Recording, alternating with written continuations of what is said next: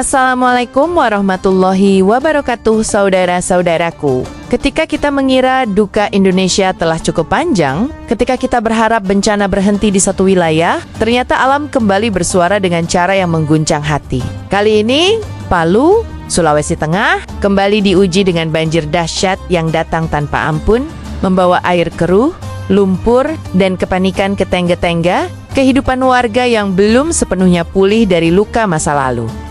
Palu bukan sekadar nama kota, ia adalah simbol keteguhan, simbol ketabahan, dan saksi betapa beratnya ujian yang terus bergulir dari waktu ke waktu. Banjir kali ini datang dengan kekuatan besar, merendam pemukiman, memutus akses jalan, dan memaksa ribuan warga meninggalkan rumah mereka demi menyelamatkan nyawa. Sebelum kita lanjut lebih jauh, dukung channel ini dengan menekan tombol like. Tuliskan doa dan pendapat Anda di kolom komentar. Bagikan video ini agar semakin banyak yang peduli, dan jangan lupa subscribe agar kita terus bersama menyuarakan kebenaran, kepedulian, dan renungan iman di tengah bencana yang tak kunjung usai. Hujan deras yang mengguyur wilayah Palu dan sekitarnya sejak berjam-jam. Sebelumnya menjadi awal dari malapetaka yang tak terelakkan. Sungai-sungai yang melintasi kota perlahan kehilangan kendali, debit air naik drastis, hingga akhirnya meluap dan mengalir deras ke pemukiman warga tanpa memberi waktu untuk bersiap. Air bah masuk ke rame-rama dengan kecepatan yang mengerikan, menyeret perabot, merusak bangunan, dan meninggalkan lumpur tebal yang mengubur harapan banyak keluarga. Tangis anak-anak, jeritan minta tolong, dan wajah-wajah penuh kepanikan menjadi pemandangan yang tak terlupakan di malam yang mencekam itu.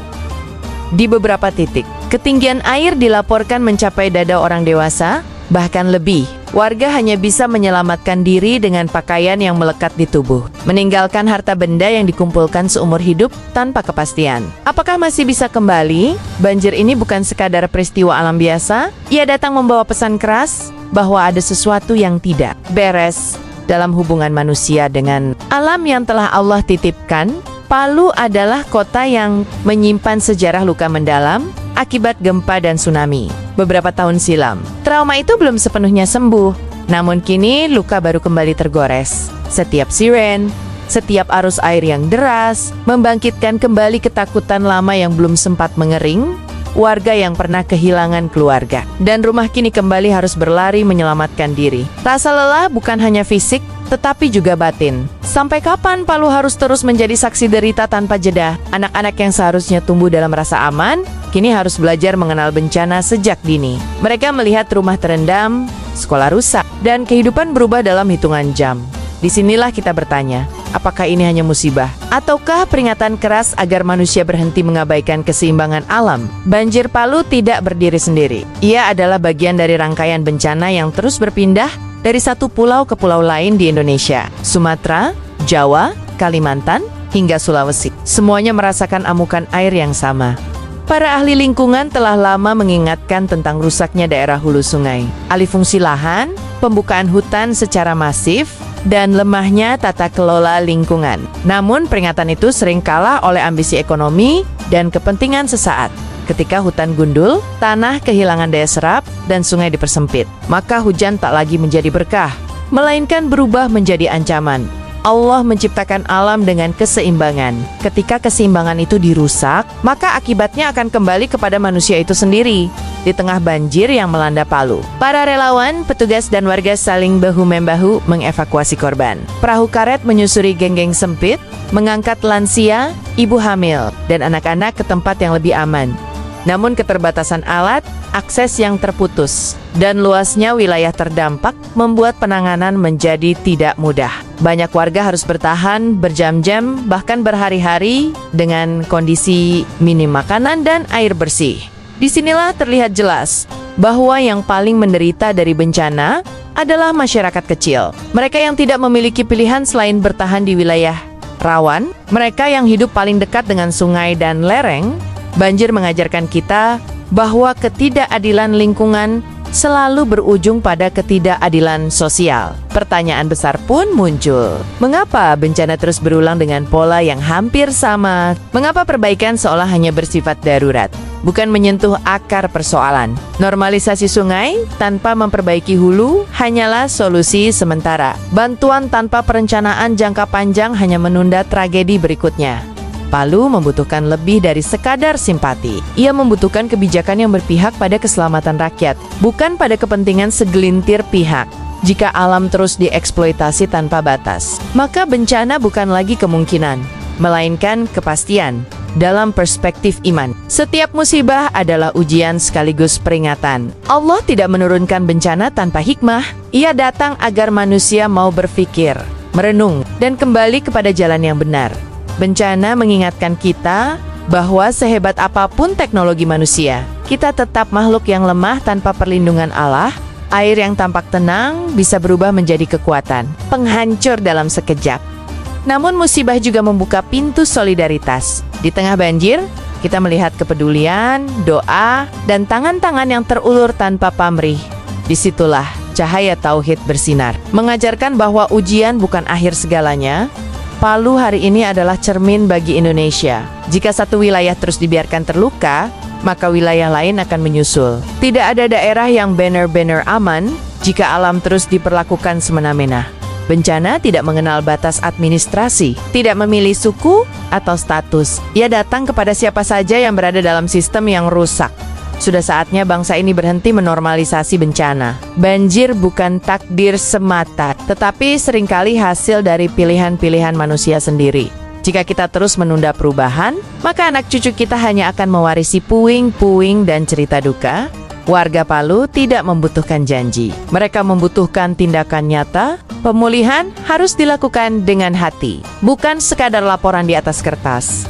Pembangunan harus kembali pada prinsip menjaga keseimbangan, bukan sekadar mengejar angka pertumbuhan. Hutan harus dipulihkan, sungai harus dijaga, dan masyarakat harus dilibatkan. Tanpa itu semua, banjir hanya menunggu waktu untuk kembali. Dan setiap kali ia datang, luka akan semakin dalam di tengah kepungan air dan lumpur yang mengubur harapan. Warga Palu sesungguhnya sedang diuji bukan hanya secara fisik, tetapi juga secara batin dan iman. Ketika rumah-rumah terendam, ketika harta benda lenyap dalam hitungan jam, yang tersisa hanyalah satu sandaran, yaitu keyakinan bahwa Allah tidak pernah salah dalam menetapkan takdirnya. Namun, iman bukan berarti pasrah tanpa makna. Iman adalah kekuatan untuk bangkit meski berkali-kali dijatuhkan oleh keadaan. Banyak warga Palu yang mengaku lelah, bukan karena sekali bencana, tetapi karena bencana yang datang berulang kali tanpa jeda pemulihan yang benar-benar tuntas. Trauma lama kembali terbuka, ingatan pahit tentang gempa dan tsunami kembali menghantui, dan kini banjir menjadi luka baru yang menambah daftar panjang penderitaan. Di titik inilah manusia diuji. Apakah masih mampu berharap ketika dunia seakan terus runtuh di hadapan mata? Namun di balik air yang menghancurkan, kita juga menyaksikan wajah lain dari kemanusiaan. Warga saling membantu tanpa mengenal latar belakang. Relawan datang dari berbagai penjuru, masjid dan sekolah berubah menjadi tempat pengungsian dan dapur umum.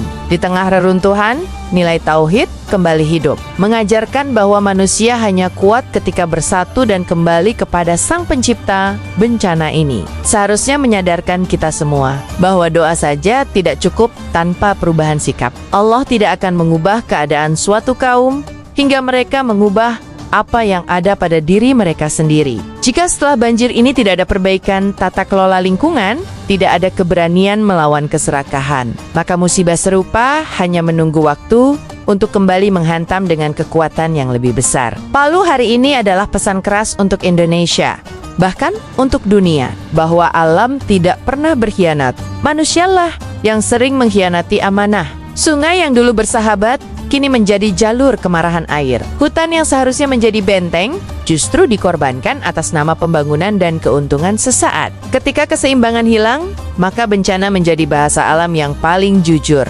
Pertanyaan besar pun menggema. Sampai kapan rakyat kecil harus selalu menjadi korban dari kebijakan yang tidak berpihak pada keberlanjutan? Sampai kapan perbaikan hanya dilakukan di hilir, sementara hulu terus dirusak tanpa ampun? Palu bukan sekadar korban hujan, Palu adalah korban dari sistem yang gagal melindungi alam dan manusia. Secara bersamaan, jika hari ini Palu tenggelam, maka esok bisa jadi kota lain menyusul. Tidak ada wilayah yang kebal jika kerusakan terus dibiarkan. Bencana tidak memilih tempat. Ia hanya mengikuti hukum alam yang telah lama dilanggar. Dan ketika itu terjadi, penyesalan selalu datang terlambat. Maka Palu hari ini adalah panggilan kesadaran. Sebuah seruan agar bangsa ini berhenti menunda, berhenti berdamai dengan kerusakan, dan mulai menata ulang cara hidupnya. Karena jika tidak, maka banjir, longsor, dan bencana lainnya bukan lagi peringatan, melainkan hukuman yang terus berulang. Saudara-saudaraku, banjir yang melanda Palu bukan sekadar peristiwa alam yang layak diberitakan lalu dilupakan. Ia adalah cermin besar yang memantulkan wajah kita sebagai manusia. Apakah kita telah menjaga amanah Allah dengan benar, atau justru menjadi bagian dari kerusakan yang kita keluhkan sendiri? Setiap tetes air yang merendam rumah warga adalah saksi atas pilihan-pilihan yang dibuat manusia selama bertahun-tahun. Indonesia adalah negeri yang kaya, bukan hanya sumber daya, tetapi juga nilai dan iman. Namun kekayaan itu akan berubah menjadi petaka jika tidak dijaga dengan keadilan dan kebijaksanaan. Alam tidak butuh manusia, manusialah yang butuh alam. Ketika keserakahan menjadi pedoman, maka bencana menjadi konsekuensi yang tak terhindarkan. Palu mengajarkan kita bahwa musibah tidak pernah datang sendiri. Ia membawa pesan, peringatan, dan tuntutan perubahan. Perubahan cara pandang, perubahan kebijakan, dan perubahan perilaku. Doa-doa kita hanya akan berputar di udara tanpa jawaban yang nyata.